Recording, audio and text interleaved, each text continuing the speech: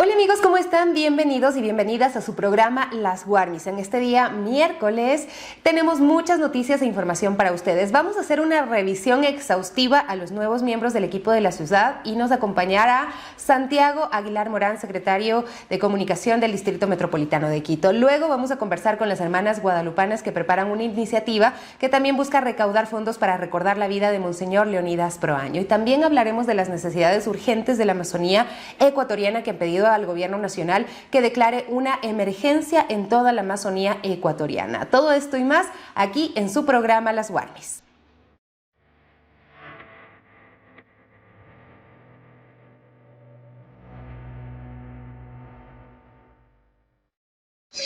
Bueno, hoy en su programa de Las Warmis vamos a hablar sobre el municipio de Quito, y es que este lunes se incorporaron 7 nuevos funcionarios que llegan, según el alcalde Pavel Muñoz, a refrescar diferentes líneas, y por eso nos acompaña Santiago Aguilar Morán, secretario de Comunicación del Distrito Metropolitano de Quito. ¿Cómo estás, Santiago? Muchísimas gracias por acompañarnos nuevamente acá en este espacio de Las Warmis, y pues para hablar de estos cambios, porque lo que queremos es entender un poco cuál es el nuevo rumbo que tomarán estas secretarías. Gracias, Sofía, gracias por la invitación. Un abrazo a todos los oyentes de Radio Pichins en sus plataformas y demás.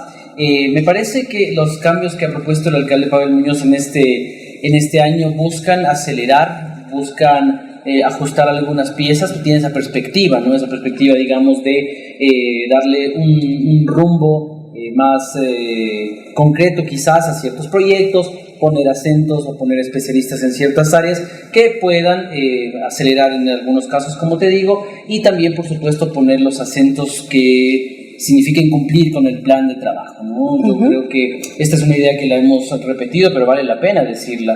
El alcalde Pavel Muñoz es un alcalde que cumple una promesa, y decir que Quito renace significa cumplir una promesa, y para eso está el nuevo equipo de la ciudad. Se han refrescado 7 cuadros, en efecto, como tú lo has dicho, con esa perspectiva. Dos de esos casos tienen que ver con invitaciones internacionales, si quieres hablaremos respecto de eso, pero los otros han sido ajustes en áreas que el alcalde ha previsto que se necesiten. Empecemos hablando del tema de planificación. Acá está el perfil de Grace Rivera. Quisiera que me cuentes un poco en reemplazo de Juan Carlos Parra. Ella pues es una economista y está en esta área que es central, porque la planificación, entiendo, es la que dirige pues todas las otras áreas. Para nosotros es fundamental el área de planificación. Fíjate que el alcalde es un planificador y necesitas de algún modo tener una trayectoria. Ya al inicio de la gestión estuvo Diego Martínez, le asumió después Juan Carlos Parra, que es ahora gerente del Metro, y ahora estamos en manos de Grace Rivera, una economista que tiene una maestría en finanzas públicas y que además conoce ya el sector. Ella venía ya de trabajar con nosotros en la administración, por lo tanto, con los 13 años de experiencia que ella tiene, vamos a poder ajustar ese rumbo para cumplir las promesas. ¿Hacia dónde va ese rumbo en temas de planificación? Mira, yo creo que este es un área esencial, imprescindible del gobierno de Quito. Porque si algo encontramos 8 años atrás, si tú miras atrás, 8 años atrás, las alcaldías anteriores, los gobiernos de la ciudad anteriores, carecían de eso, de un rumbo, y estábamos como de salto en salto, de tumbo en tumbo, en tanto que con un alcalde planificador que viene de Semplades, que viene de la experiencia del gobierno central y que viene también de la experiencia de la Asamblea Nacional, del Legislativo, tú tienes la obligación de trazar un camino. ¿Cuál es ese camino? Quizás te diría, al menos en el corto, mediano y largo plazo.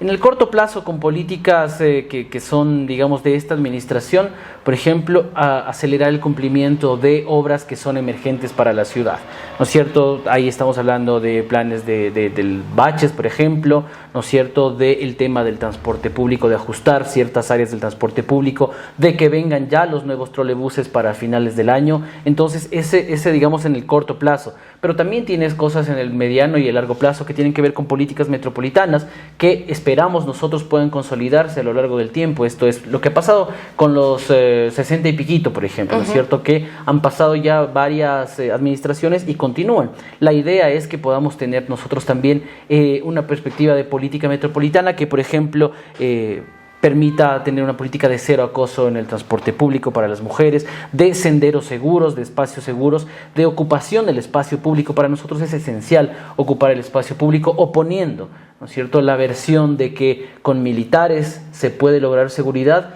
versus poner a los ciudadanos a ocupar el espacio público para ahuyentar a la delincuencia, ¿no es cierto? Son dos visiones del mundo, dos perspectivas que tienen que hacerse de modo planificado. Hay una inquietud siempre que hay cambios de parte de la ciudadanía y también dentro de las mismas instituciones, y es como que cambias al funcionario y como que cambia todo y todo vuelve a cero.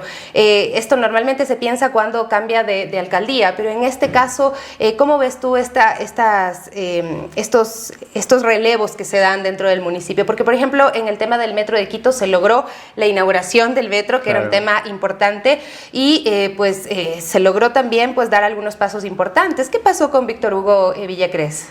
Bueno, mira, hace este refrescamiento, si tú quieres, tú has usado la idea de pasar la posta, por ejemplo, ¿no es cierto? Yo te diría que en una metáfora futbolera, el alcalde ha dicho que él tiene un equipo, no solo con titulares, con suplentes, y ha hecho ajustes de acuerdo un poco a las circunstancias nuevas de la ciudad. Respecto a Víctor Hugo, me parece que es fundamental en primer lugar agradecerle el trabajo que ha hecho Víctor Hugo Villacrés. No es una cosa menor haber inaugurado, haber puesto orden primero en el Metro de Quito, haber juntado a todas las partes y luego poner a funcionar sin las maquinarias de aspavientos y demás, ¿no es cierto?, tratando de capitalizar políticamente, subirse al Metro de Quito para pasar la historia, sino que sean los ciudadanos precisamente quienes sean los protagonistas de esto. Víctor Hugo lo hizo muy bien, puso a funcionar, puso él mismo la fecha junto a todos los actores del metro y cumplió esa fecha, ¿no es cierto? Luego hay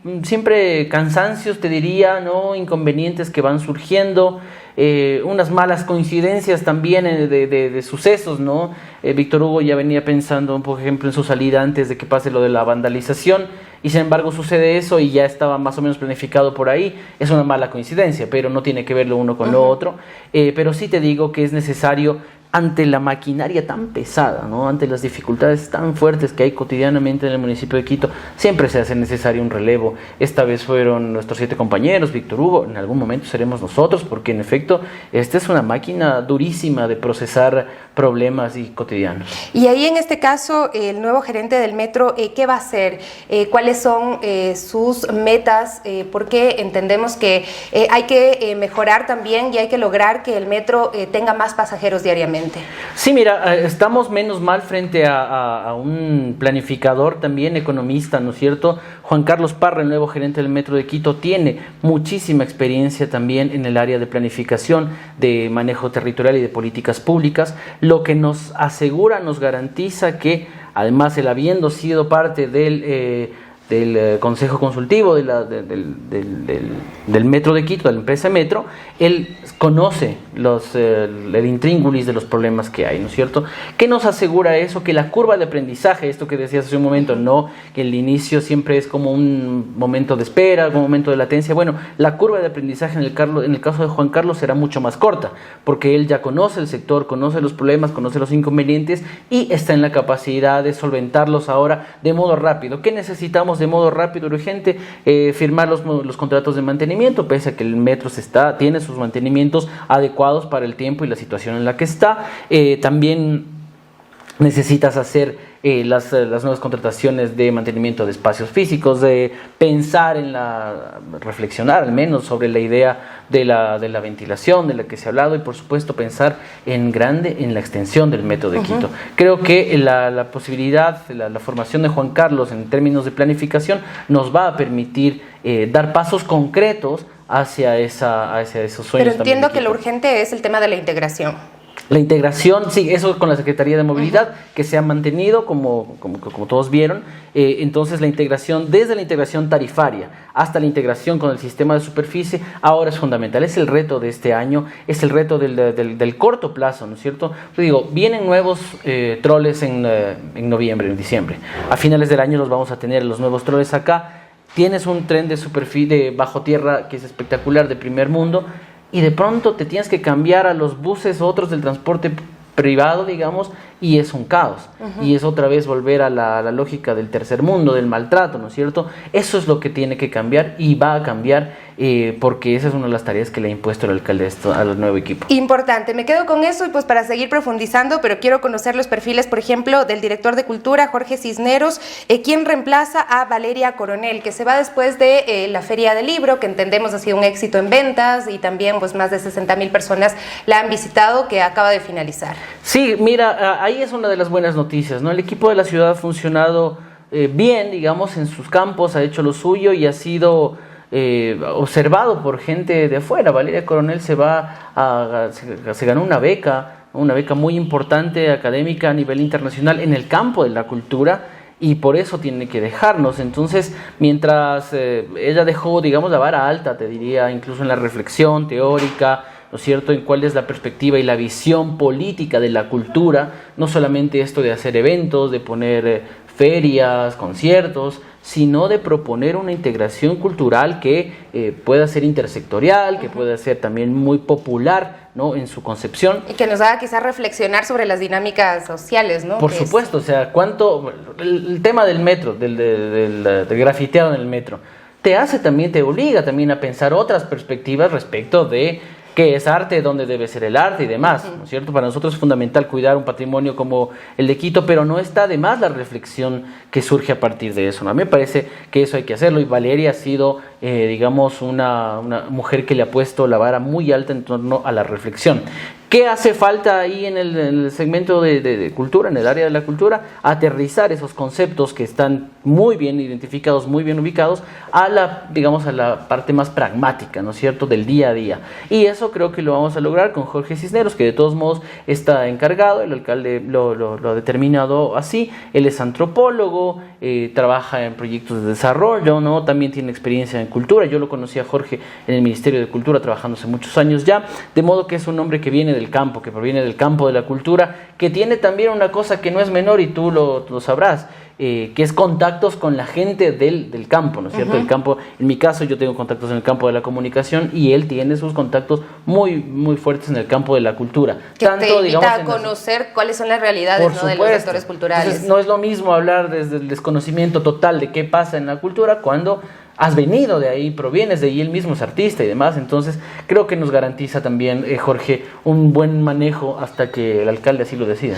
Bueno, pasemos a Hábitat y Vivienda, liderada por el arquitecto Alexander Lafebre como gerente general. Él es arquitecto, entiendo, con experiencia en diseño sanitario, hotelero, comercial y habitacional. Bueno, él estará a cargo de esta área, que también es importante. ¿Algo que decir adicional a este perfil? Bueno, yo creo que es fundamental la trayectoria de Alexander, ¿no? Alexander viene del proceso de construcción de hospitales en el tiempo de la Revolución Ciudadana, cuando se hicieron la mayor cantidad de hospitales de los últimos años, las grandes obras de hospitales en este país, que estuvieron lideradas por Karina Vance, también compañera que lamentablemente también nos deja. Pero Alexander fue parte de su equipo y ahora también asume este campo, porque si construyó hospitales de la forma que lo construyó, sin además ningún ruido de contralorías ni demás, bueno, con las dificultades que esto tiene, pero lo ha hecho de modo rápido, por ejemplo, ¿no es cierto?, la construcción de hospitales en su momento. Esperamos contar con ese contingente para ahora las Quitopías, los Quitoguaguas y toda la infraestructura que la empresa de Hábitat tiene sobre sí. Bueno, en el tema de inclusión, que también es como algo muy importante en esta ciudad, donde hay muchas desigualdades, entiendo que está Silvana Aro, ¿no?, que tiene experiencia también en materia de derechos humanos y comunicación estratégica. En esta área, ¿en qué hay que profundizar? Porque sí vemos que el país en general está pasando por un momento muy duro que ha agrandado esas brechas y esas inequidades que están muy presentes. Vemos gente que lastimosamente está pasando hambre, gente que no tiene un techo, y bueno, ustedes conocerán más que nadie pues estas realidades que son palpables en la ciudad. Y fíjate que para nosotros ahí, es clave tener a un personaje como Silvana Aro. Solo permíteme decir una cosa que creo que es fundamental, y acaso se me haya pasado y no quiero que quede ahí en el aire. Creo que es fundamental agradecerles a aquellos que se van, ¿no es cierto? Porque los compañeros que se van, en el caso, por ejemplo, de Inclusión Social, María Belén Proaño, en el caso de Cultura, la Valeria Coronel y los demás compañeros que han decidido irse, han debido irse, digamos, ellos dejan sembrado un camino, dejan un derrotero ya atrás de sí sobre el que podemos seguir trabajando los demás. En ese sentido, Silvana Aro, que viene, fíjate, de plataformas como la plataforma de Mujeres Caminando hacia la Igualdad, ella es una defensora de los derechos humanos, más allá de su formación en ciencias de la educación y demás, es una militante activista que ha trabajado durante muchos años con los colectivos sociales, y creo que ahí, por ejemplo, vamos a lograr una cosa que acaso nos haya faltado como una vuelta de tuerca, ¿no es cierto?, a acercar la política pública a los sectores más vulnerables, digamos, de un modo más cercano, tender ese puente de modo más cercano, porque la realidad, y esta es una realidad del país, no es una realidad particularmente de Quito, Así es. la realidad que te dejan 8 o 10 años de neoliberalismo seguramente es esta, la desigualdad, la falta de oportunidades, la ausencia de futuro. Cada vez que venía un gobierno neoliberal, por ejemplo, después de decirte que no va a subir los combustibles, lo que hace es a levantar esa pared por la que tú veías al futuro. Entonces, de modo que nosotros, en medio de ese muro en el que no hay futuro, que te deja de no te permite ver el futuro, abrimos una ventana, al menos un postigo que nos permita de verdad acceder a derechos, evitar que los niños estén en las calles, que estén trabajando, que en lugar de eso estén en las escuelas, que estén jugando, que estén haciendo lo que deben hacer los niños, que los adultos mayores, por ejemplo, tengan una adultez mayor con dignidad, ¿no es cierto?, que los derechos en esta ciudad se cumplan. O sea, fíjate que vivimos en un país en el que los derechos humanos son permanentemente vulnerados. Ahora, con los militares en las calles, con esta perspectiva, con esta política de paso sobre lo que sea, invado embajadas, hago lo que sea con la oposición, se ha creado una estela de impunidad. Una estela de impunidad que es necesario detener sobre la base de la democracia y sobre la base de los derechos. Y me parece que ahí, por ejemplo, nuestro equipo podría hacer muchísimo respecto de abrir esas brechas, abrir esas ventanas en medio de la bruma, y por supuesto darle sentido, darle oportunidades a la gente, pero de oportunidades de verdad, no en lo retórico, sino oportunidades vitales para su subsistencia y su futuro. Pero para muchas personas, como bien se ha dicho, esto pasa a veces por tener un plato de comida para poder pensar, ¿no? Es tan para terrible no estar como eso. Preocupándote simplemente por comer, sino por soñar, por tener ese futuro, ¿no? Y eso, pues bueno, lo hemos visto, hemos visitado los comedores populares y pues vemos que la gente se queda más tranquila y pues tiene como que la oportunidad de pensar en qué voy a trabajar, cuál va a ser mi proyecto de vida, ¿no? Que eso es una construcción constante, pero que también se ha perdido en medio de todo esto, ¿no? Y que esas nos han robado, básicas. digamos, eso. O sea, ¿cuál es el proyecto de vida de la gente más necesitada de este país? O sea, por ejemplo, las clases medias tienen un proyecto de vida, ¿no es cierto? Dices, ok, o sea, podría hacer un préstamo, irme a estudiar afuera, ir a una universidad, pero hay gente que vive con 50 centavos diarios. O sea, yo creo que allá este país le ha dado absolutamente la espalda a los sectores más populares, y es necesario que un gobierno progresista como el que está ahora en la ciudad de Quito ponga sus ojos ahí, ponga sus énfasis ahí, y la política y los símbolos y los signos y la cultura estén también al servicio de esa gente. Nos quedan por revisar las carteras de educación, desarrollo productivo, y pues aquí está Zadkiel Cárdenas en educación. Entendemos que ya pues se han sorteado los cupos para las escuelas municipales, que también ha sido un gran interés de la ciudadanía, y en el tema de desarrollo productivo también Paola Romero. Así es que cuéntanos un poquito, porque ya se nos acaba el tiempo. Dale, sí, rapidito, dos jóvenes perfiles. Yo creo que también, como antesala, hay que decir, se mantiene la equidad de género en el gabinete del alcalde Pavel Muñoz. La mayoría de mujeres, te diré, y no en sectores menores, ¿no? Claudia Otero, por ejemplo, en la cartera de obras públicas, la que mayor presupuesto tiene y la que más ejecuta también en el año. Ahí ha estado también Verónica Sánchez, por ejemplo, en EMAPS y demás, ¿no es cierto? Mujeres en áreas estratégicas potentes, no solamente lo social, que normalmente se suele ver ahí como por el hombro, como si fuese menos importante, eso para las mujeres, no, acá están en sectores estratégicos y demás, como habrás visto también en los nuevos perfiles. Ahí está también una apuesta por la juventud. Zadkiel Cárdenas es un joven licenciado máster ya en ciencias de la educación, ¿no es cierto? Él ha trabajado ya en la secretaría, también viene de un proceso de formación, esto también es importante para nosotros, ¿no? Tener una formación de cuadros y de personajes que puedan también servir a la ciudad sobre la base de empezar a formarlos, a que conozcan cómo es el tejimaneje de lo público, porque te digo, una cosa es lo que pasa en el Twitter y decir cualquier cosa ahí, versus enfrentar ya el papel día a día, ¿no es cierto? Y decir, bueno, yo me juego este contrato, hago este contrato, pero después de 7 años le tengo que responder a la Contraloría. O sea, uno también se la piensa y eso hay que aprender cómo funciona la parte, digamos, procedimental dentro de lo administrativo de la administración pública. Ahí, por ejemplo, hay un buen avance con Satkiel, que ya trabajó ahí en la Secretaría, era el segundo a bordo de la Secretaría de Educación, así que va a ser un buen relevo de María Isabel Salvador que deja esa cartera.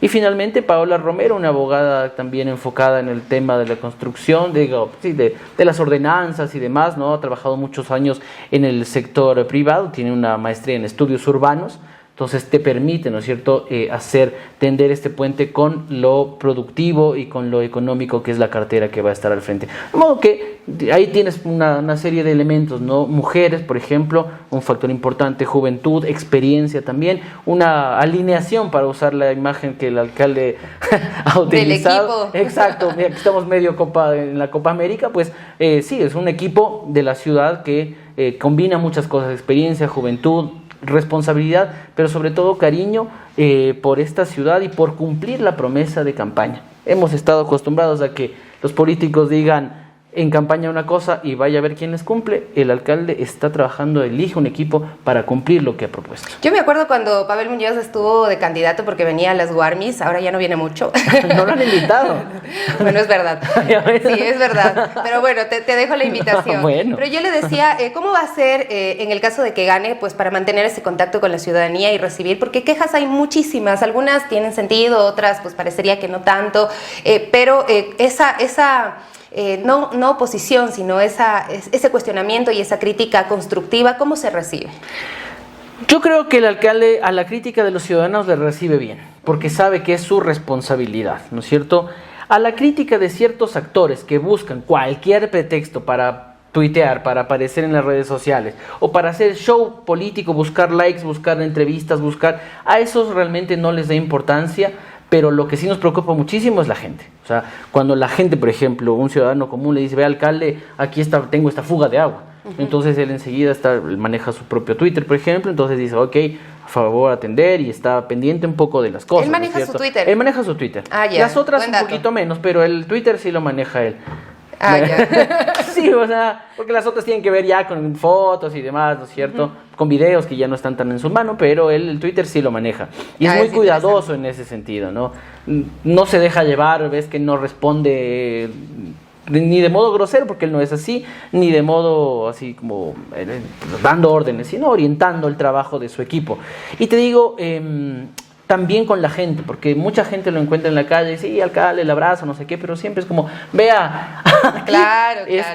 Me está pasando esto, en los trámites no me dan paso para esto, y él, digamos, lo recibe, tiene un equipo de procesamiento de eso. A veces nosotros estamos ahí como, a ver, hazte cargo de este caso hasta que se solucione, me tienes informado. Entonces, como todo el equipo alineado y balanceado para cumplir, digamos, ese propósito del alcalde. La recibe bien, o sea, esto es así. No siempre se va a poder dar gusto a todos, no vamos a poder solucionar todo absolutamente, pero los grandes temas y los pequeños que nos preocupan, que le quitan el sueño a la gente, pues eso nos interesa solucionar. Perfecto, muchísimas gracias, Santiago, por acompañarnos y bueno, darnos esta visión de lo que serán los próximos años, meses, años, quién sabe, ¿no? Si puedan durar meses o años los nuevos funcionarios.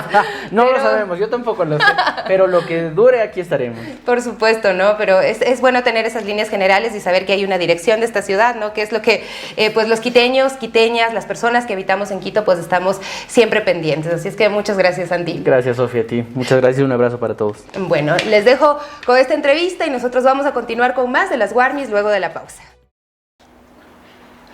La comunidad de las hermanas misioneras, religiosas, indígenas, guadalupanas, se encuentra trabajando en un libro sobre la vida de Monseñor Leonidas Proaño, sacerdote, pedagogo, activista, a quien recordamos muchísimo por los derechos humanos, por su lucha por los derechos humanos y considerado también como uno de los representantes más destacados en Ecuador de la teología de la liberación. El próximo 31 de agosto se cumplirán 36 años de su fallecimiento y en su memoria se realizará el lanzamiento de esta obra. Pero para conseguir los fondos, pues precisamente se va a realizar un concierto que tendrá la presencia de el grupo Surumba Casa de las Bandas, Música Afroesmeraldeña, Grupo Ochun y Academia Dafre, Estudio Danzas Afroesmeraldeñas, el maestro Juan Mullo, el grupo de danzas afroecuatorianas, Marina Carrillo, el grupo de música Sayani y también Carlos Michelena El Miche, entre otros que participarán en este concierto. Conversamos con las hermanas guadalupanas que vinieron desde Ibarra, pues para contarnos un poquito acerca de esta iniciativa.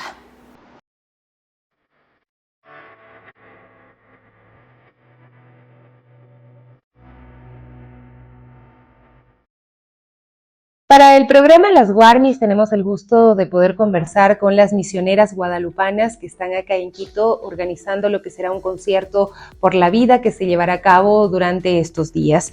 Es Isabel Andrango, misionera guadalupana, y Ana Bedón, también misionera guadalupana, que son las organizadoras del concierto por la vida. Muchísimas gracias por venir desde Ibarra y pues para contarnos un poquito lo que es esta propuesta que se va a llevar a cabo acá en la capital y que tiene un objetivo muy noble y es recordar y mantener viva la memoria de Monseñor Leonidas Proaño. Gracias Isabel por estar acá y bueno, cuéntenos un poquito sobre lo que será esta propuesta que se va a llevar a cabo el 21, entiendo, ¿no? de junio. Buenos días con toda la Radio Pichincha aquí, que es los que hacen con Sofía.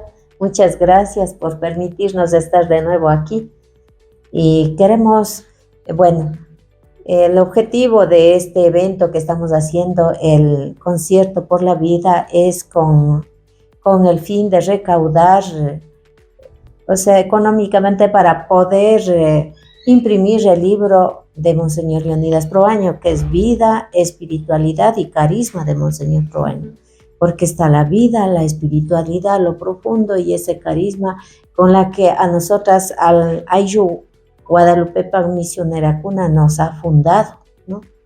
Es nuestro fundador y por eso también pues estamos en eso tratando de unir esfuerzos con la ayuda de muchas personas que están que nos están colaborando y también con ustedes, con los radioescuchas, que les invitamos para el día viernes, que empieza a las 4 de la tarde con la ceremonia y luego continúa con los programas que ya tenemos ahí, tanto música, tenemos poemas, tenemos a Carlos Michelena que nos ayuda con el teatro. Entonces, pues invitar a todo el público en general para que nos acompañen y estén allí aportando con ese granito de arena para que se logre, ¿no?, hacer la impresión de este libro de la vida de Monseñor Proaño, que ha sido un gran personaje para todos aquí en nuestro Ecuador y América Latina, porque él se dedicó al servicio. Todo mundo sabemos de cómo dio la vida por el pueblo indígena y por todos los pueblos más desposeídos y en particular por el pueblo indígena, ¿no? Si recordamos un poco la historia de Monseñor Leonidas Proaño, era conocido como el obispo de los pobres o el obispo de los indígenas también, ¿no? Y fue un influyente líder religioso ecuatoriano de el siglo XX, ¿no?, que dedicó su vida a la defensa de los derechos de las personas en situación de vulnerabilidad, especialmente las comunidades indígenas y campesinas. Y ahí un poco, Ana, para que nos cuente cómo él se involucra o les involucra a las comunidades indígenas pues a ser misioneras, a crear esta misión guadalupana y pues a día de hoy, ¿qué es lo que hace también la misión? Sí, podríamos compartir, Monseñor Proaño siempre ha llegado al corazón de todos, ¿no?, con esa claridad que él ha tenido y sobre todo la opción que él tuvo, que fue también eso del trabajo con los indígenas, especialmente, con los pobres de manera general, pero con una apertura bastante grande a todos, porque donde veía las necesidades urgentes que se presentaban, pues Monseñor nunca fue ajeno, siempre fue un hombre abierto para ayudar a todos. Entonces, y él siempre se dejó impulsar por esta unidad. Él siempre quiso la unidad de todos y él, desde ese espíritu que él recibió de Dios, diríamos, de este Dios trinitario, este Dios familia, también refleja en la vida de todos, y por eso Él no hace distinción, siempre es para que todos seamos, estemos trabajando en ese mismo nivel y busquemos también de que salgamos adelante, y eso influye también ahora porque eso es lo que quiso Él, y Él entendió que a eso estaba llamado, y por eso que diríamos para estas generaciones de hoy sigue vivo ese espíritu que Monseñor dejó, y sigue también invitándonos para que sigamos por esa misma ruta que no ha cambiado, que es esa misma, ¿no? que Monseñor entendió, y que también nosotros podemos seguir esa misma ruta de seguir construyendo esta unidad a la luz del Evangelio, que es Jesucristo. Y él, pues, es un religioso, pero muy político también, ¿no? Él, desde la teología de la liberación, pues,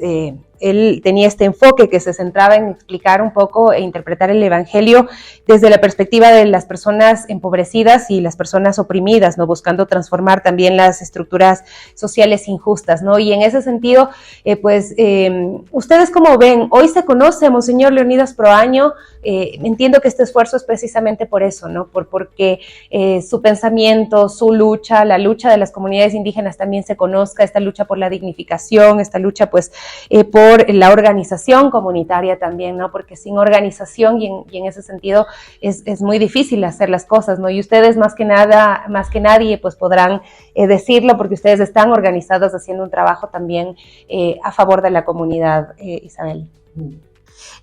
Sí, justamente nosotras hemos sido fundadas para que nosotros estemos al servicio del pueblo indígena y que hablemos en nuestro lenguaje a nuestro pueblo, desde nuestros signos propios como religiosas indígenas, y que conocemos la realidad, que vivimos en comunidad, ¿no? Y que desde ese vivir en comunidad, por eso nosotras vivimos en el campo, en la comunidad con la gente, estamos en la minga, estamos en la organización, estamos también buscando de tomar conciencia de la situación que hoy, o sea, en la época de Monseñor vemos que había esto de la hacienda, había todo estos maltratos que había, pero hoy también continúa esa situación. No es que se acabó, sino de otra manera está continuando, y quizá es mucho más sutil porque va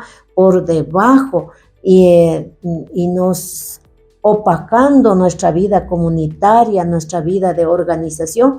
Hay una manera de dividir tanto, o sea, tanto las políticas como también los medios, o sea, bueno, los medios, por ejemplo, nos ayudan mucho, por ejemplo, este tipo, pero hay estos medios de comunicación que simplemente están llevando a veces basura a nuestros territorios, el celular, o sea, la radio también, si es que no hay en los programas educativos, acaban llegando a destruir las familias y todo eso. En ese sentido pienso que nosotros estamos haciendo un trabajito, no será grande así como para en masa, pero un trabajo de hormigas, llevar, o como de las abejitas, llevamos una gotita de miel a dar esperanza, hablar con el joven, con las familias, en la reunión, poner tanto la palabra de Dios como también los valores culturales nuestros que han sido realmente para vivir esa armonía, equilibrio, respetando a la madre tierra, respetando el sentir comunitario desde nuestro sentir pensar, que no es simplemente una razón. Si es que uno siente, lo vive en armonía con todos, y ahí están todos, ¿no? Vive con la naturaleza, vive con Diosito, no hay nada de decir allá Dios y solo esto, está todo equilibrado, viviendo en armonía, y eso es lo que Monseñor quería, y él lo vivía también en su oración, en ese contemplar y en el respeto al hermano.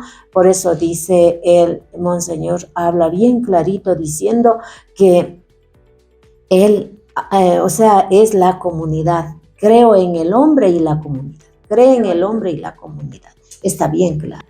Isabel, bueno, también Ana, muchísimas gracias pues por hacer este esfuerzo, ¿no? Lo reitero porque el trabajo comunitario es importante y el trabajo de hormiguita o de abejita, como ustedes dicen, no lo hace cualquiera.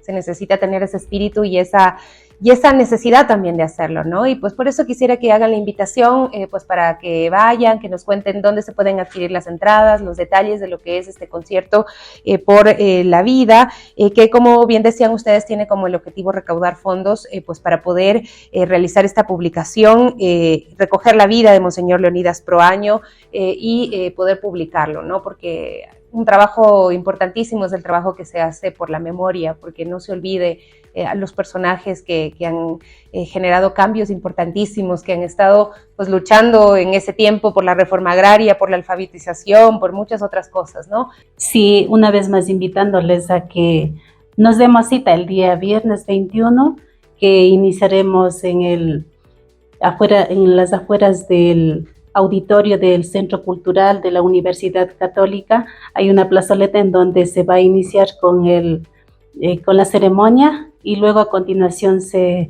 dará el concierto en el auditorio.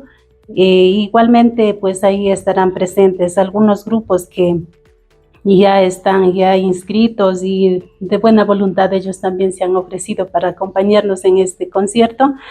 Son grupos de música, de danza. También van a ver teatro con el señor Michelena y algunos grupos bastante afines a este caminar y luego también hay otra parte que es el tema de las poesías que sí se va a dar también.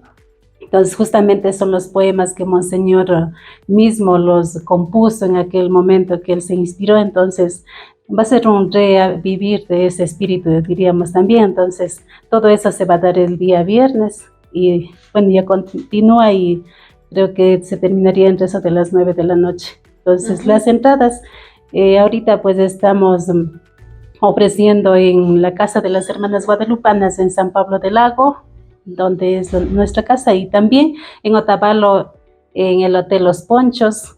También ese día 21 estaremos ofreciendo a las entradas del auditorio. Perfecto.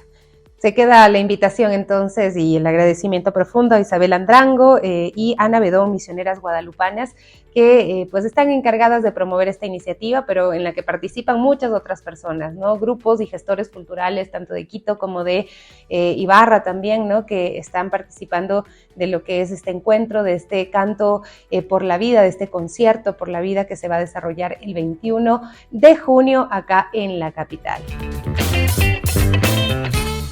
Muy buenos días, amigos y amigas de las Warmis. Bueno, son las 9:50 y estamos aquí ya con más noticias. Bueno, ya escuchábamos a nuestra compañera Sofi Montoya, quien dialogó con Santiago Aguilar, secretario de Comunicación del municipio, para contarnos estos cambios, ¿no?, en el equipo del Cabildo Capitalino. Y también, pues, escuchábamos a la comunidad de las hermanas misioneras religiosas indígenas guadalupanas, quienes están, pues, trabajando en este libro sobre la vida y obra de Monseñor Leonidas Proaño. Pero bueno, ahora vamos a pasar también a otros temas, y es que el 30 de junio, ya a finales de este mes, culmina el beneficio de pronto pago, por lo que los contribuyentes aún tienen tiempo para cancelar su impuesto predial. Esto con un descuento del 1% del 16 al 30 de este mes. Y bueno, para más detalles sobre este tema, tenemos en este momento a nuestra compañera Evelyn Caiza, que nos va a contar sobre este tema del beneficio del pronto pago que culmina ya a fin de mes. ¿Cómo están? Buenos días, qué gusto saludarles. Nosotros nos hemos trasladado al Centro Histórico de Quito, específicamente al Mega Balcón de Servicios Manuela Sáenz, porque queremos hacerles un importante recordatorio, y es que a finales de este mes concluye el descuento al pago del impuesto predial. No se olvide de esta deuda importante, y queremos conversar con la autoridad del distrito, Manuela Sáenz, para ver qué nos comenta. ¿Cómo estás, Diana? Buenos días. Cuéntanos un poquito cómo avanza esto, y principalmente recordarles que en junio se termina el descuento al que todos quisiéramos acceder, porque luego ya nos toca pagar un poquito más. Correcto. Bueno, primero un saludo caluroso a todos los radioescuchas de Radio Pichincha. Pues efectivamente, entre el 16 hasta el 30 de junio, pues se tendrá el último descuento, es un 1% de descuento en el impuesto predial por pronto pago de este impuesto, ¿no? Entonces es importante que la ciudadanía pues aproveche este descuento, por cuanto a partir del 1 de julio lo que vamos a tener ya es un recargo del 10% sobre el impuesto.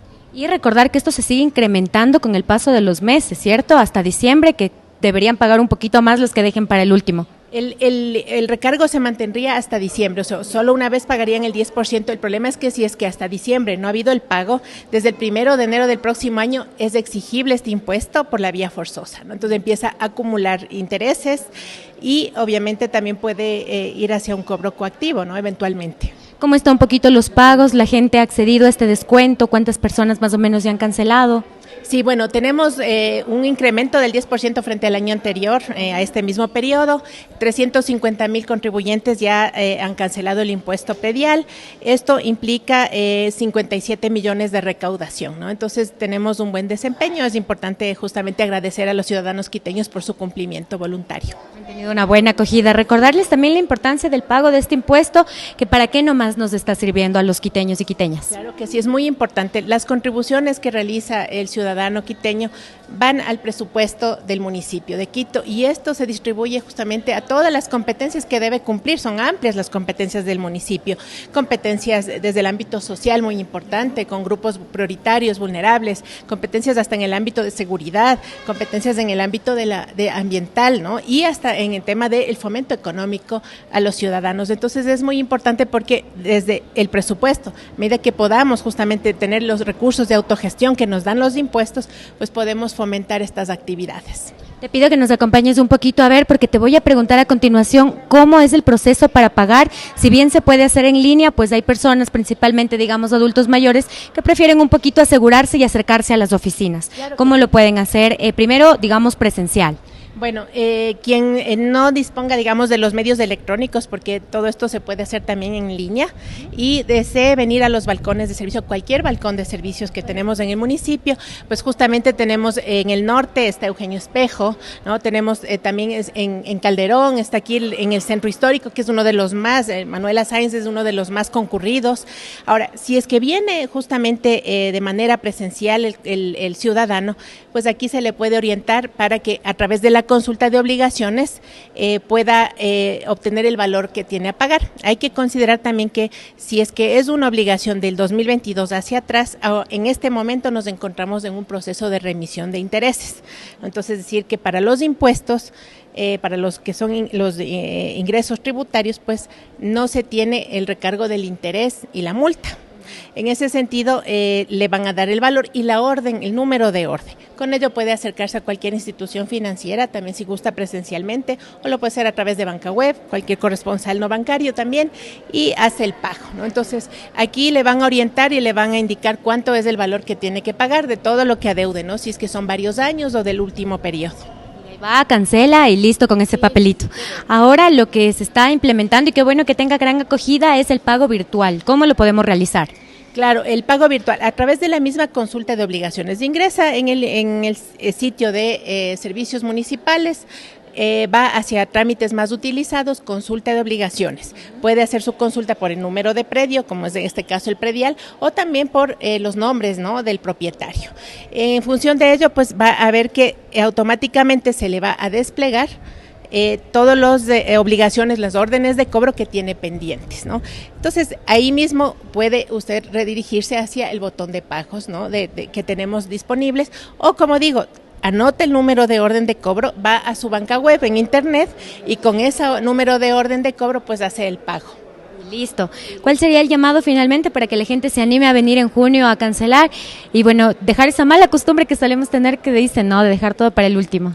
Sí, correcto. Bueno, como podemos ver, siempre hay una buena acogida. Es importante, el ciudadano está consciente de que si paga a tiempo desde enero, puede beneficiarse, por ejemplo, en enero del 10% del descuento por pronto pago. Esto va disminuyendo cada mes, pero siempre recordarle al ciudadano que no deje para el último sus obligaciones. Igual me permito también hacer el llamado para que en este periodo de remisión que concluye el 30 de julio no dejen tampoco para el último acogerse a este importante proceso, porque, como digo, es un ahorro importante solo pagar el capital, el valor del impuesto y no los intereses. Entonces, no dejen para el último, regularice sus obligaciones pendientes y pues justamente cumpla con sus deberes formales para que cumpla también pues con su ciudad. ¿Sí? ¿Cuánto se demora una persona en pagar el impuesto? Porque hay algunos que dicen, no, es que no tengo tiempo, mañana, y de mañana en mañana llega diciembre. Bueno, realmente el pago desde la consulta de obligaciones, o si lo quiere hacer en su banca web, con el número de orden de cobro, pues es cuestión de pocos minutos, ¿no? Realmente todo depende de la conectividad que tenga de internet, cuán ágiles, y hablamos de no más de 5 minutos y ya ha pagado. Listo, Diana, muchísimas gracias por la información. Bueno, como pueden ver, estas son las oficinas donde pueden acercarse a hacer este trámite rápido. Más que nada es un llamado para que se ahorre esos centavitos que, bueno, en esta crisis en la que vivimos, no creo que a nadie le sobre. Recuerde, hasta finales de junio usted puede acceder a este descuento en el pago al impuesto predial. Tras esto ya vendrá con un poquito más de intereses y pues del otro año ya con muchos más intereses. Esta es la información que les tenemos desde el balcón de servicios Manuela Sáenz. Continúan ustedes con más. Bueno, 10 de la mañana con 2 minutos y seguimos aquí con más información en las Guarmis, pero bueno, ahora vamos a dar paso a nuestra invitada de esta mañana, que nos saluda desde la Amazonía ecuatoriana. Ella es María José Andrade Cerda, dirigente de Economía y Desarrollo Comunitario, para dialogar sobre que las comunidades, ¿no?, exhortan al presidente de la República a declarar en emergencia a la Amazonía. Y bueno, para mencionarles, ¿no?, por unanimidad, el Pleno de la Asamblea resolvió exhortar al presidente Daniel Noboa a declarar en emergencia a la Amazonía, abarcando prácticamente todos los sectores: educación, salud, empleo, viabilidad, seguridad y medio ambiente. Y bueno, María José Andrade, ella representante de la Confederación de Nacionalidades Indígenas de la Amazonía Ecuatoriana, CONFENIAE, expresó en la sede del Legislativo que fue necesario llegar hasta la capital porque las autoridades no se acercan a las comunidades. Esa es nuestra realidad, así que bueno, buenos días, María José, te damos la bienvenida a las Guarmis y te escuchamos. Muy buenos días, María José. Buenos días, gracias por el espacio. Creo que es oportuno hablar sobre la Amazonía en un momento donde vemos que la coyuntura nacional está indicándonos que la Amazonía está pasando graves estragos, ¿no? Precisamente ahora se puede ver que la viabilidad acá la Amazonía está coaptada, no tenemos buenas carreteras, buenos accesos a la Amazonía, y no se ha previsto, no se tiene un plan de emergencia cuando sucede este tipo de desgracias, ¿no? Tenemos más de 13 heridos, fallecidos ahora mismo por el tema de las vías, y es inconcebible que no se haga nada cuando el presupuesto del Estado, más del 50% de este, viene desde la Amazonía. Más allá de hablar del tema extractivo, del tema de los recursos económicos, la Amazonía ha sido vista solo como el patio trasero de Ecuador, sin considerar las riquezas ambientales, las riquezas naturales y sobre todo la riqueza en biodiversidad, no solo ambiental, sino de los pueblos indígenas, de la población que acá vive. En la Constitución está declarado que el país es un estado plurinacional y multiétnico. Sin embargo, nadie dentro del legislativo y del ejecutivo, sobre todo, hace énfasis en este mandato, que debería ser un mandato que se debe respetar por siempre. Y como dije antes, es injusto que nosotros desde territorios, desde que estamos más afectados por contaminación de mercurio, por contaminación de los tóxicos que salen en los derrames de petróleo, tengamos que acercarnos al legislativo, acercarnos al ejecutivo en las capitales solo porque ellos no vienen a hacer su trabajo en territorio, porque no están escuchando las demandas del pueblo. Y este exhorto es solo un paso adelante, porque esto tiene que ser un mandato. Y recordemos que dentro del plan de gobierno de este presidente, de este llamado nuevo gobierno, se dijo que se iba a atender a la Amazonía. Sin embargo, vemos que no se ha hecho nada. Seguimos en situaciones de precariedad y sobre todo con el tema del Yasuní, que todavía se piensa en una moratoria cuando ya se tiene que ejecutar, tomar toda la maquinaria, todo el equipamiento que estaba dentro del bloque del ITT tenía que salir. Entonces no hay un compromiso. Las propuestas con las que se llegan al poder vemos que solo son en papel y no se ejecutan. Y esto también tiene que ser un llamado para que se ejecute la Constitución, que en verdad seamos un país plurinacional y multiétnico y que conserve la biodiversidad natural que tenemos como país. María José, tú bien lo mencionas, es lamentable que ustedes, las comunidades amazónicas, que bueno, aquí se dan estas actividades extractivistas, ¿no? Pero sin embargo es contradictorio, ¿no? Pensar que ustedes deberían llevarlos la mayor parte de los recursos y sin embargo son las poblaciones más empobrecidas por este tipo de actividades y como bien mencionaste, se ha visto bastantes afectaciones, ¿no? Por el tema de concesiones mineras, petroleras, incluso hoy en día también las hidroeléctricas. ¿Qué afectaciones han evidenciado ustedes y también qué actividades han hecho como de algún modo desde las comunidades tratar de reparar esto, ¿no? Entre ustedes, porque lamentablemente, como tú mencionas, las autoridades no se han pronunciado. Esto de la Asamblea ha sido un llamado de atención al Ejecutivo, pero no hay una acción concreta frente a este pedido desde ustedes. ¿Qué han hecho ustedes desde allá? Pues ahí lo básico que podemos hacer como comunidades es trabajar en colectivo. Hemos resistido como comunidades amazónicas, con pueblos indígenas. El rol de la mujer indígena es fundamental en esta lucha contra fuerzas que son extranjeras y externas a nuestra forma de vida, ¿no? Lo que hemos hecho es también mucho considerar que no deberíamos hacer eso. Llevar todas nuestras acciones por contaminación, por violencia, no solo a los derechos colectivos de los pueblos indígenas, sino también violencia hacia los derechos de la naturaleza. Hemos tenido que alzar nuestras voces en una misma línea de demandas al sistema judicial, ¿no? Al mismo Estado por esta violación, porque debería garantizar y cumplir los derechos que estamos exigiendo, pero no lo está haciendo. Todas estas demandas, además de una resistencia en territorio, de comprometernos entre nosotros como comunidad, digo, a conservar la biodiversidad, a mantenernos unidos en contra de estos proyectos extractivos que no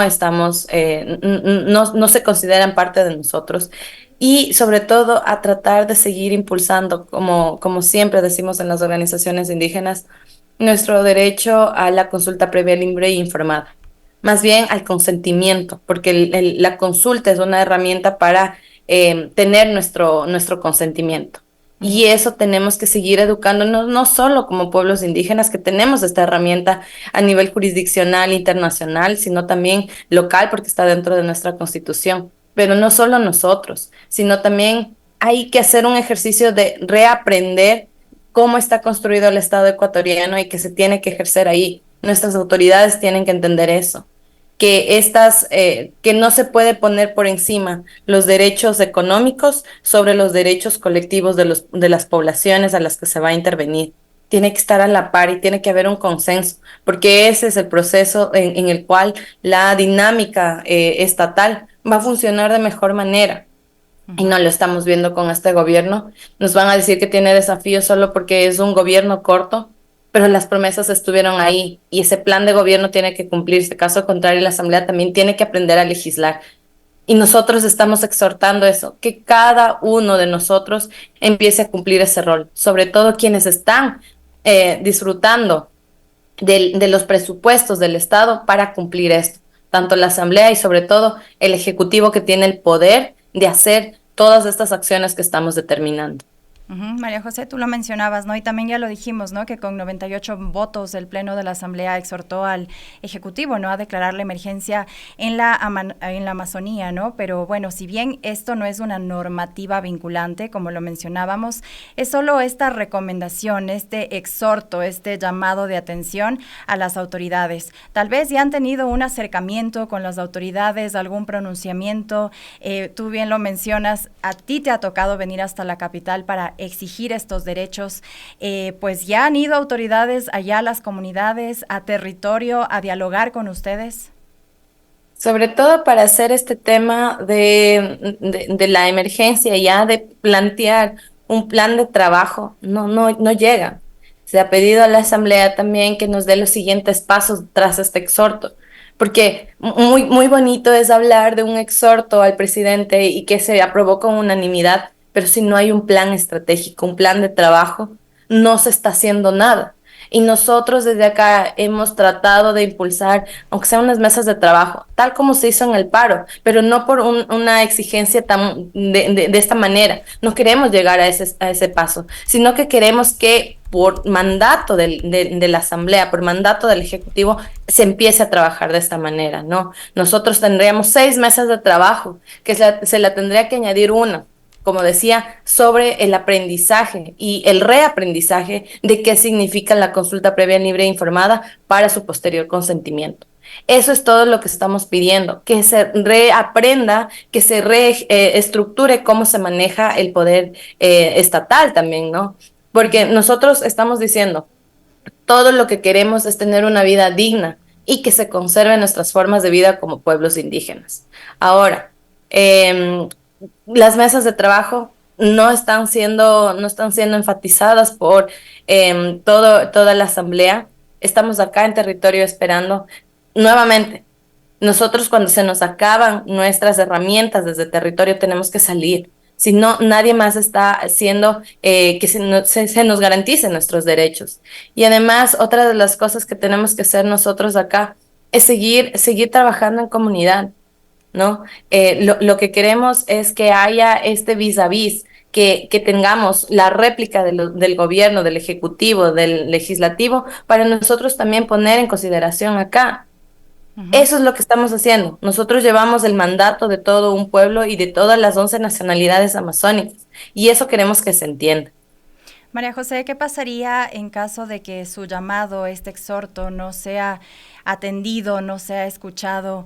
¿Qué acciones posteriores a esto vendrían desde las comunidades amazónicas? Mira, yo creo que es bastante notorio que todo el mundo piensa que los pueblos indígenas solo hacemos los paros y estamos en contra del desarrollo. Pero como digo, esta es la última herramienta que nosotros utilizamos para que se garantice un poco de nuestros derechos, ¿ya? ¿Qué va a pasar cuando toda la Amazonía siga siendo contaminada por mercurio en los ríos? Se siga dando derrames petroleros para seguir contaminando los ríos y que esta agua llegue a las grandes ciudades. Al menos en Napo, de la provincia de la que soy parte, lo único que podemos hacer es seguir haciendo nuestras iniciativas propias, porque las autoridades locales, regionales, no están atendiéndonos. Ya hay un tema minero súper fuerte en el Napo y nadie hace nada. La vigilancia del Arcom se ha vuelto deficiente por problemas de corrupción. Hay que depurar todo eso. Nosotros ya lo estamos denunciando a diario. ¿Qué esperan? ¿Que sigamos haciendo nosotros demandas de acción de protección en contra del mismo Estado, cuando nosotros como Estado deberíamos agruparnos para pelear contra la minería ilegal y contra a quienes hacen daño a la naturaleza y a los pueblos indígenas? Entonces estamos perdiendo, pero es simplemente porque no hay una coordinación. Los siguientes pasos pues quedan en relación a todo el pueblo amazónico, no es solo de nosotros. Ya vamos a tener levantamientos supuestamente por el tema de que no hay carreteras. El levantamiento me refiero a que vamos a tener que transbordar, vamos a tener que caminar y es mucho más peligroso. ¿Cuántas vidas humanas más espera este gobierno perder en las vías solo porque no se atendió de manera previa? Y no nos vengan a decir que es un tema de que se cambió por nuevo gobierno. No, esto tiene que ser un aparataje estatal que esté definido para protección de la vialidad, para la protección del medio ambiente.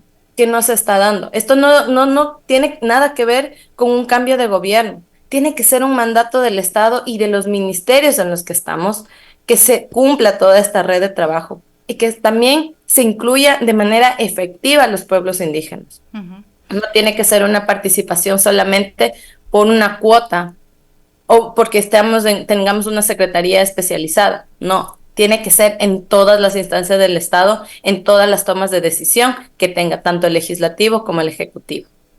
Así es, sin duda, María José, es responsabilidad total del gobierno central y más aún escucharles. Y si ustedes están abiertos al diálogo, pues es una responsabilidad mayor.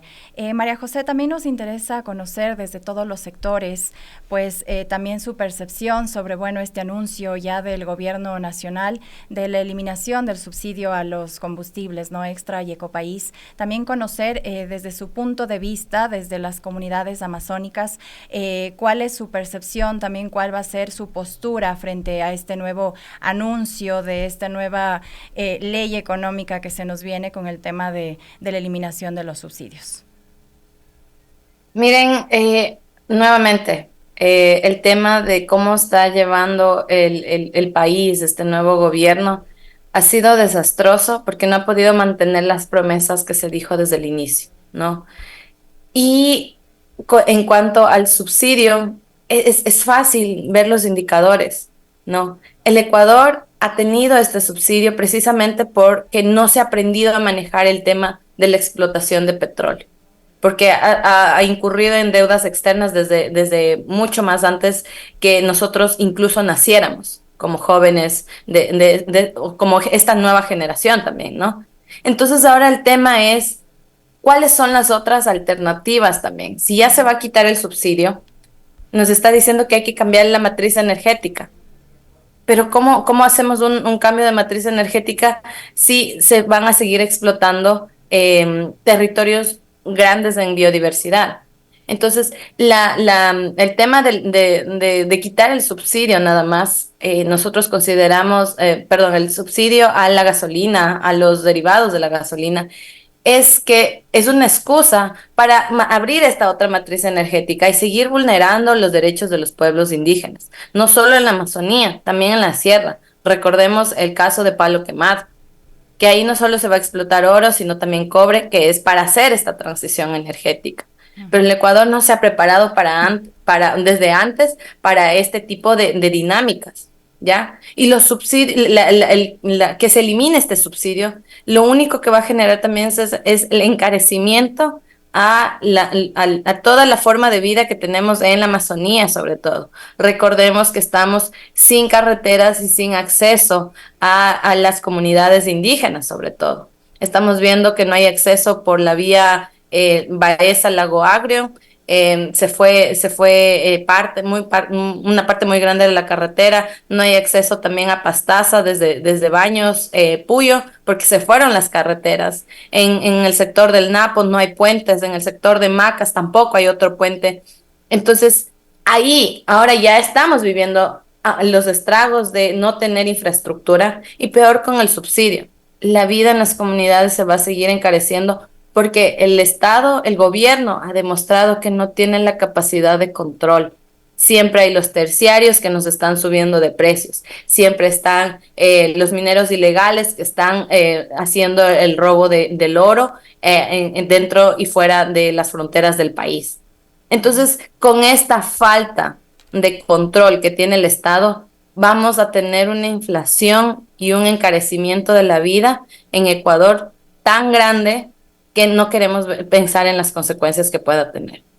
Así es. Bueno, María José, muchísimas gracias por habernos acompañado esta mañana y contarnos también qué pasa en las comunidades amazónicas, qué está pasando también su realidad, ¿no? En cuanto a salud, educación, seguridad, que realmente nos está golpeando a todo el territorio, pero también conocer desde distintas voces, desde distintos espacios, que es muy importante. Muchísimas gracias, María José, y bueno, tu mensaje final respecto a este tema. Que este exhorto que hizo la Asamblea al presidente no sea solo que se quede en papel, sino que tiene que ser un mandato y que todas las instancias, la ciudadanía en general, la Asamblea, hagan que se cumpla este mandato, porque hay una emergencia no solo a nivel de Ecuador, sino global. Y la Amazonía ecuatoriana tiene que ser un ejemplo de conservación y de protección, no solo al ambiente, sino a los derechos colectivos de los pueblos indígenas a nivel local, regional y mundial. Listo, muchísimas gracias. Estuvo con nosotras María José Andrade, dirigente de Economía y Desarrollo Comunitario, para dialogar acerca de lo que ocurre en nuestra Amazonía ecuatoriana y este exhorto al presidente para declarar en emergencia, y es un llamado también al diálogo para que se escuchen todas las voces en nuestro país. Muchísimas gracias, María José. Y bueno, nosotros siempre aquí, desde las Guarmis, su espacio aquí está abierto siempre para escucharlos. Muchas gracias. Y bueno, nosotros desde acá continuamos con más noticias. No queremos dejar de mencionar, bueno, vamos con temas de la comunidad de Quito, cambiando ya un poco el tema, y es que, bueno, se avecinan ya los vacacionales en toda la Sierra Amazonía, pero también aquí en la capital. Llegan las vacaciones a la ciudad y la Fundación Museos de la Ciudad activa su programación de vacas en los museos, y bueno, también habrán increíbles y divertidos cursos que fomentan la creatividad, el aprendizaje, el descubrimiento, la innovación en niñas, niños y adolescentes desde los 6 hasta los 16 años, ¿no? Y bueno, presten mucha atención y también apunten a sus pequeños en los vacacionales que se activan en los museos de la ciudad. Y bueno, tenemos el vacacional Chicas de STEM, que son niñas y adolescentes. Esto será del 1 al 12 de julio en el Museo Interactivo de Ciencia. Esto está ubicado en la avenida Maldonado y Sincholagua, en el sector de Chimbacalle, y tiene un costo de $10. Y bueno, ¿de qué se trata esta propuesta? Fomenta vacaciones STEM para derribar prejuicios y estereotipos de género a través de la robótica educativa, que busca plantear posibles soluciones a los diversos problemas que vivimos en las ciudades bajo la pregunta: ¿cómo serán las ciudades y mundos del futuro? Qué importante dialogar de esto, y principalmente con niños, niñas y adolescentes. Y bueno, este vacacional no incluye refrigerio, pero sí todos los materiales para las actividades. Tenemos otro que también se llama Tac Tac Verano. Esto será en el Centro de Arte Contemporáneo del 15 al 26 de julio. La dirección es Montevideo y Luis Dávila, en el antiguo Hospital Militar, y tendrá un costo de $10. Se realizarán actividades que involucran las artes, el clown, que ya lo habíamos hablado en esta semana, diversas herramientas artísticas, y lo que se pretende es que esta alternativa de verano pueda convertirse en una propuesta que fomente en la infancia y adolescencia la escucha activa, la expresión y el arte. Este vacacional sí incluye su refrigerio. Tenemos otro que es Microuniversos, Astronomía, Biología. Esto es para niñas y niños, del 15 al 26 de julio, de 9 a 13 horas en el Museo Interactivo de Ciencia, ubicado en la avenida Maldonado y Sincholagua. A través de la astronomía y de la biología se busca explorar y extender las conexiones y analogías entre el universo y microscópico, ¿no? También de las plantas, hongos, bacterias, hasta lo macroscópico, como los planetas y las estrellas. Este vacacional no incluye refrigerio, pero sí todos sus materiales. Y bueno, tenemos un último que es Intiquilla, que se realizará del 29 de julio al 16 de agosto. Este sí se extiende hasta el mes de agosto, de 9 a 13 horas en el Yacu Museo del Agua. Esto es ubicado en el barrio El Placer. Tendrá un costo de $30, y esto es por 3 semanas de vacacional. ¿De qué se trata esta propuesta? Pues aquí aprenderán cuál es el rol del agua y sus ecosistemas. También jugarán y dejarán fluir la creatividad en artes escénicas, plásticas y composición creativa a través del freestyle, este estilo libre para que los chicos puedan imaginar. También descubrirán la magia sobre los páramos ecuatorianos, el agua como un derecho universal, las tecnologías del agua y también, qué importante, nuestro Chocó andino. Así que ya saben, esta es una agenda muy amplia de los vacacionales. Ustedes pueden acceder a toda la red de museos de la capital para que tengan acceso a toda esta información.